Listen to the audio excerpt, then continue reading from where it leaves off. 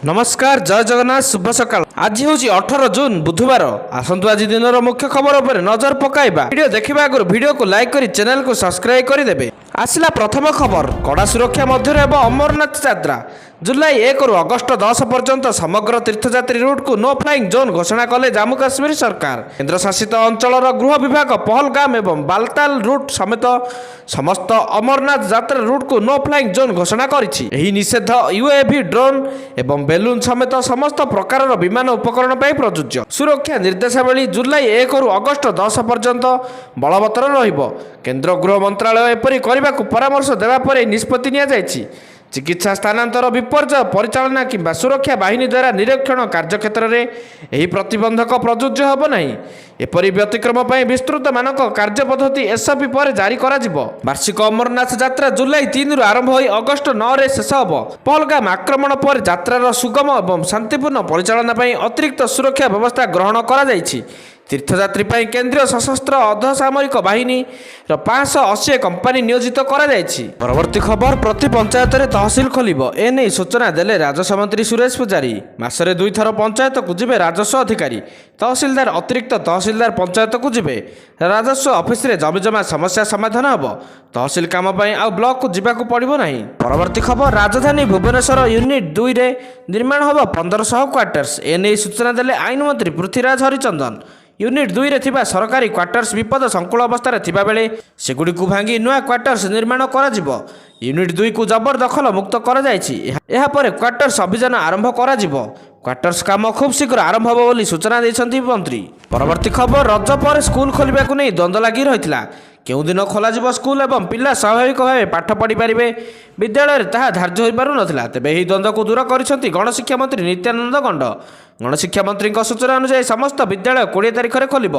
से कहते समस्त स्कूल परिसर में यथेष्ट स्वच्छता रखा जाजपुर पर वर्तमान चारिआडे झाड़ाबांति परिस्थिति देखा मिली। एथिपाई सरकार पक्षर कार्यानुष्ठान ग्रहण करा जायछि। एभली परिस्थिति को दृष्टि रखी जून 20 तारिख में समस्त विद्यालय खोल। परवर्ती खबर यांत्रिक त्रुटि जो एयर इंडिया अहमदाबाद लंडन विमान को बातिल करा जायछि। यह सही रूट जो AI-171 दुर्घटनाग्रस्त होता। सूचना अनुसार air India Boeing 7878 dream liner विमान AI-159 दिन 1:10 अहमदाबाद उड़ाण कर लंडन रे संध्या 6:25 पहुँचब बोली कहुला। पूर्वर मंगलवार दिन सान फ्रांसिस्को मुंबई जाऊा एयर इंडिया एक विमान गोटे इंजिन रे यांत्रिक त्रुटि देखा जायतिला। ही कारण कोलकाता विमान बंदर रे विमान निर्धारित रहणी समय यात्री मान ओह्लाइबा को पड़िथिला। परवर्ती खबर एणिकी ऑनलाइन रे बुक हेबो एम्बुलेंस एने सूचना जारी कले परिवहन मंत्री विभूतिभूषण जेना। खूब शीघ्र प्रक्रिया आरंभ होबाको जाउछि। से कहिसंति जे ओडिशा यात्री ऐप रे जोड़ी हेबो एम्बुलेंस सेवा। परिवहन विभाग हाथ में रहिबो संरक्षण दायित्व। कूट सहायता रे एहाकू चला जिवो। यार रोड चार्ट सरकार निर्धारित करेंगे। सरकारी सह घरोई आंबुलांस सेवा पाइबे। परवर्ती खबर डायरिया नहीं कैपिटल हॉस्पिटल निर्देशक देले प्रतिक्रिया। कैपिटल हॉस्पिटल रे किछि डायरिया रोगी चिकित्सित होता देले सूचना। भुवनेश्वर आखपाख अंचल किछि आक्रांत चिकित्सित बाहर कौन रोगी आसी चिकित्सित होना। डायरिया वार्ड को प्रस्तुत करा व्यवस्थित कर से कहते भुवनेश्वर अणायत स्थिति नथिबा से जणाइछन्ति।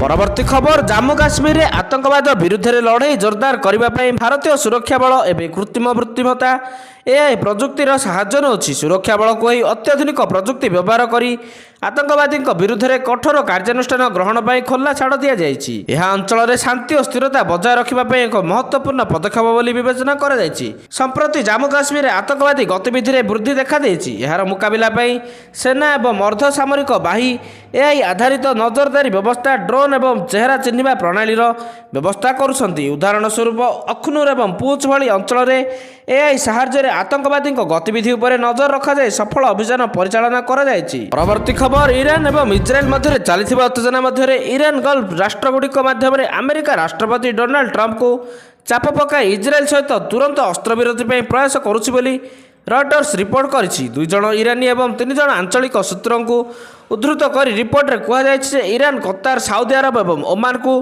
ट्रंप उपर प्रभाव पकाई इजराइल को युद्ध बंद करने को चाप देवाई अनुरोध करिछि। यार बदल में ईरान अमेरिका सह परमाणु आलोचन में नम्यता देखा प्रस्तुत बोली कहिछि।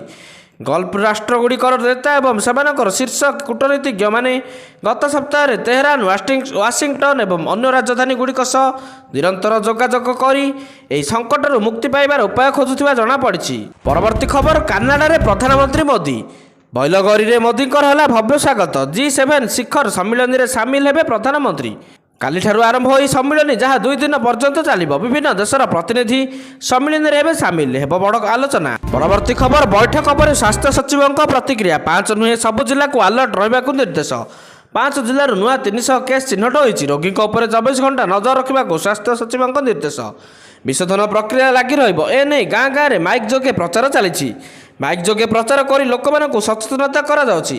7 ଦିନ ପର୍ଯ୍ୟନ୍ତ ଏହି ପଦକ୍ଷେପ ଜାରି ରହିବ। ତେବେ 25 ଜିଲ୍ଲାରେ ଆଗୁଆ ପଦକ୍ଷେପ ନିଆଯାଇଛି। ଏପଟେ ଢେଙ୍କାନାଳରେ ଆରମ୍ଭ ହେଲା ଷ୍ଟପ୍ ଡାଇରିଆ ଅଭିଯାନ। ସ୍ୱାସ୍ଥ୍ୟମନ୍ତ୍ରୀ ମୁକେଶ ମହାଲିକ ଏହି ଅଭିଯାନର କରିଛନ୍ତି ଶୁଭାରମ୍ଭ। ଜିଲ୍ଲାରେ 10 ଦିନ ହେବ ଡାଇରିଆରେ ଲୋକ ଆକ୍ରାନ୍ତ ହେବାରେ ଲାଗିଛନ୍ତି। କ୍ରମାଗତ ଆକ୍ରାନ୍ତଙ୍କ ସଂଖ୍ୟା ବୃଦ୍ଧି ପାଇବାରେ ଲାଗିଛି, ଯେଉଁ କାରଣରୁ ଷ୍ଟପ୍ ଡାଇରିଆ ଅଭିଯାନ ଆରମ୍ଭ କରାଯାଇଛି। ଜୁଲାଇ 31 ପର୍ଯ୍ୟନ୍ତ ଏହି ଅଭିଯାନ ଚାଲିବ। ପରବର୍ତ୍ତୀ ଖବର, କୋଚିରୁ ଦିଲ୍ଲୀ ଯାଉଥିବା ଇଣ୍ଡିଗୋ ଏୟାରଲାଇନ୍ସରେ ଏକ ବିମାନରୁ ବୋମା ଧମକ ପରେ ହଇଚଇ ସୃଷ୍ଟି ହୋଇଛି। ଖବର ପାଇବା ପରେ ସୁରକ୍ଷା ଏଜେନ୍ସି ସତର୍କତା ସହ ବିମାନକୁ ନାଗପୁର ଏୟାରପୋର୍ଟରେ ଜରୁରୀକାଳୀନ ଅବତରଣ କରାଇଛନ୍ତି, ଯେଉଁଠି ସମସ୍ତ ଯାତ୍ରୀଙ୍କୁ ସୁରକ୍ଷିତ ଓହ୍ଲାଯିବା ସହ ବିମାନକୁ ଯାଞ୍ଚ କରାଯାଇଛି।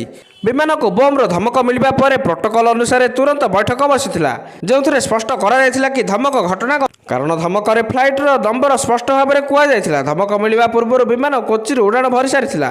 ସୁରକ୍ଷା କାରଣରୁ ବିମାନକୁ ନାଗପୁର ଏୟାରପୋର୍ଟରେ ଅବତରଣ କରିଥିଲା। ଏବେ ଯାତ୍ରୀଙ୍କ ଯାଞ୍ଚ ଚାଲି ରହିଛି। ପରବର୍ତ୍ତୀ ଖବର, ରାଜସ୍ୱ ବିଭାଗରେ ଆସିବ ସଂସ୍କାର। ବ୍ରିଟିଶ ଅମଳର କିସମ ହେବ ପରିବର୍ତ୍ତନ। କମିବ ଜମି କିସମ ସଂଖ୍ୟା। 7000 ଜମି କିସମରୁ କମ୍ ହୋଇ ମାତ୍ର 27ଟି କିସମ ରଖାଯିବ। ଏନେଇ ବିଜ୍ଞପ୍ତି ଖୁବ୍ ଶୀଘ୍ର ପ୍ରକାଶ ପାଇବ ବୋଲି କହିଛନ୍ତି ରାଜସ୍ୱ ମନ୍ତ୍ରୀ ସୁରେଶ ପୂଜାରୀ। ସେହିଭଳି ଜମି ସତ୍ତ୍ୱ ପରିବର୍ତ୍ତନ ହେବ। ରାଜ୍ୟରେ ରାଜସ୍ୱ ଆଇନରେ 3070 ପରିବର୍ତ୍ତନ କରାଯାଇ ଏହାକୁ 2 ଅଙ୍କରେ ସୀମିତ ରଖିବାକୁ ଯୋଜନା ପ୍ରସ୍ତୁତ ହୋଇଛି। ଆଜିକାଲି ଏତେ ପ୍ରକାରର ସତ୍ତ୍ୱର କୌଣସି ଆବଶ୍ୟକତା ନାହିଁ, ତେଣୁ ଆବଶ୍ୟକତା ନଥିବା ସର୍ତ୍ତକୁ ସରକାର ଉଚ୍ଛେଦ କରିବେ ବୋଲି କହିଛନ୍ତି ମନ୍ତ୍ରୀ। ପରବର୍ତ୍ତୀ ଖବର, ଇରାନ ଇସ୍ରାଏଲ ଯୁଦ୍ଧ ଭିତରେ G7 ଦେଶ ଇସ୍ରାଏଲକୁ ସମର୍ଥନ ଜଣାଇଛନ୍ତି। ଇରାନକୁ କୌଣସି ପରିସ୍ଥିତିରେ ପରମାଣୁ ପ୍ରସ୍ତୁତ କରିବାକୁ ଦିଆଯିବ ନାହିଁ ବୋଲି G7 ଦେଶ ଏକ ସ୍ୱରରେ କହିଛନ୍ତି। ପରମାଣୁ ନିର୍ମାଣ ବିଶ୍ୱ ପାଇଁ ବିପଦ ଓ ଇରାନକୁ ଏହାର ନିର୍ମାଣ ପାଇଁ ରୋକାଯିବ ବୋଲି ମିଳିତ ପ୍ରତିକ୍ରିୟା ପ୍ରକାଶ ପାଇଛି।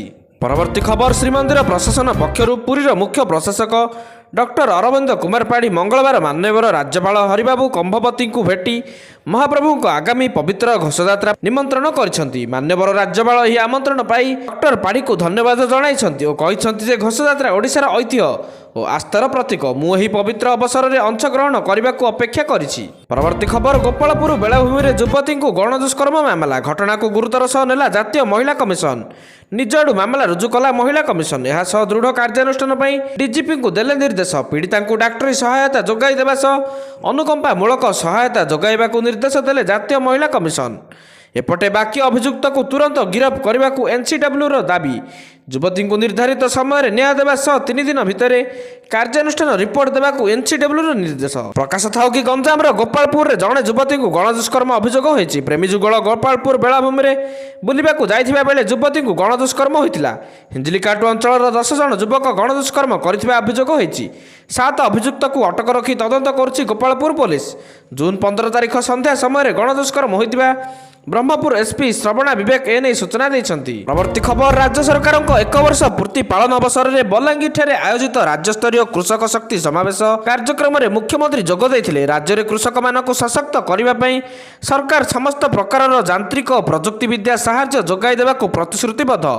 ନିର୍ବାଚନ ସମୟରେ ଆମର ଏକ ମୁଖ୍ୟ ପ୍ରତିଶ୍ରୁତି ଥିଲା ରାଜ୍ୟର ଲକ୍ଷ ଲକ୍ଷ ଚାଷୀ ଭାଇ ଭଉଣୀଙ୍କୁ ସେମାନଙ୍କ କଠୋର ପରିଶ୍ରମର ପ୍ରକୃତ ମୂଲ୍ୟ ପ୍ରଦାନ କରିବା। ଆଜି ଆମେ ସେହି ଲକ୍ଷ୍ୟ ପୂରା କରିଛୁ। ବଲାଙ୍ଗୀର ଜିଲ୍ଲାରୁ 2 ଜଣ ମନ୍ତ୍ରୀ ଓଡ଼ିଶା ସରକାରରେ ପ୍ରତିନିଧିତ୍ୱ କରୁଛନ୍ତି। ଏବେ ଏଠାରେ ଡବଲ ଇଞ୍ଜିନ୍ ନୁହେଁ, ଟ୍ରିପଲ ଇଞ୍ଜିନ୍ ସରକାର ଚାଲିଛି ଏବଂ ଜିଲ୍ଲାର ବିକାଶ ବି 3 ଗୁଣ ବେଗରେ ଚାଲୁଛି ଓ ଏହି ପ୍ରକ୍ରିୟା ଆଗାମୀ ଦିନରେ ଜାରି ରହିବ। ପରବର୍ତ୍ତୀ ଖବର, ଏୟାର ଇଣ୍ଡିଆରେ ବାରମ୍ବାର ଯାନ୍ତ୍ରିକ ତ୍ରୁଟି ନେଇ DGCAର ତନାଘନା। ଏୟାର ଇଣ୍ଡିଆ ବିମାନରେ ଯାନ୍ତ୍ରିକ ତ୍ରୁଟି ନେଇ ହେବ ବଡ଼ ବୈଠକ। ଏୟାର ଇଣ୍ଡିଆ ଅଧିକାରୀଙ୍କୁ DGCAର ସମନ। ଏୟାର ଇଣ୍ଡିଆର ପାଇଲଟଙ୍କ ତାଲିମ ବିବରଣୀ ମାଗିଲେ DGCA। ଏହାସହ ଦୁର୍ଘଟଣାଗ୍ରସ୍ତ ବିମାନ କର୍ମଚାରୀଙ୍କ ମାଗିଲେ ଦସ୍ତାବିଜ। ତେବେ ଏୟାର ଇଣ୍ଡିଆ ଇଞ୍ଜିନିୟରିଂ ହେଡ୍କୁ ଡିଜିସିଏ ସମ୍ମାନ ଦେଇଛି। ପରବର୍ତ୍ତୀ ଖବର, ଭୁବନେଶ୍ୱରରେ ବିଷାକ୍ତ ମଦ ପିଇ 2 ଜଣଙ୍କ ମୃତ୍ୟୁ। ଲକ୍ଷ୍ମୀସାଗର ଅଞ୍ଚଳରେ ଅପମିଶ୍ରିତ ମଦ ପିଇ 2 ଜଣ ଯୁବକ ମୃତ୍ୟୁ ହୋଇଥିବା ଅଭିଯୋଗ ହୋଇଛି। 4 ଦିନ ତଳେ ଜଣଙ୍କ ମୃତ୍ୟୁ ହୋଇଥିବା ବେଳେ ଆଉ ଜଣଙ୍କର ମୃତ୍ୟୁ ହୋଇଥିବା ଅଭିଯୋଗ ହୋଇଛି। ଏନେଇ ସମ୍ପୃକ୍ତ ମଦ ଦୋକାନକୁ ସିଲ୍ କରିଛି ଅବକାରୀ ବିଭାଗ।